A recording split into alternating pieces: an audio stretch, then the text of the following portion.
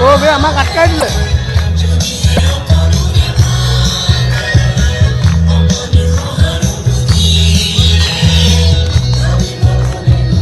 ভাইটি ৰৈ দিয়া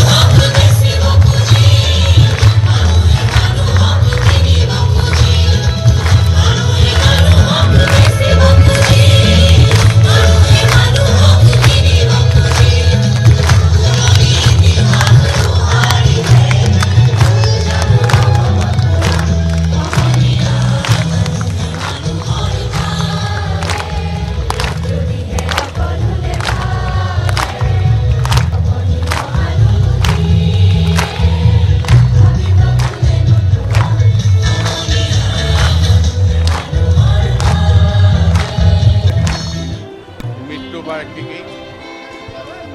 আৰু লগতে জন্ম শতবৰ্ষ আমাৰ অসম চৰকাৰে জন্ম শতবৰ্ষটি বছৰজোৰা কাৰ্যসূচীৰে লৈছে আৰু জন্ম শতবৰ্ষৰ শুভ উদ্বোধন মাননীয় প্ৰধানমন্ত্ৰী নৰেন্দ্ৰ মোদী ডাঙৰীয়াই কৰিছিলে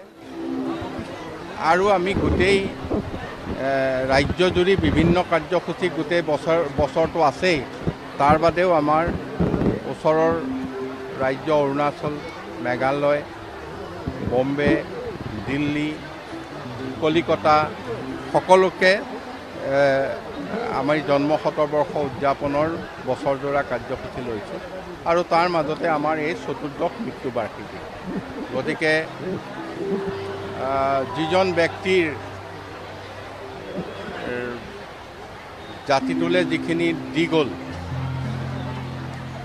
বিভিন্ন সন্ধিক্ষণত তেওঁ একোজন দিশ নিৰ্ণায়ক পুৰুষ হিচাপে থিয় দিছিলে সকলোৰে মনত আছে অসম আন্দোলনৰ সেই জোৱাপুৰে ৮৩ৰ কথা ঠিক তেনেকৈ জাতীয় জীৱনত তেখেতে দি যোৱা যি অৱদান সেই অৱদানে জাতিটো যুগ যুগলৈ জীয়াই ৰাখিব তেনে এজন মহান ব্যক্তিক ডক্টৰ ভূপেন হাজৰিকাক আমি সহস্ৰ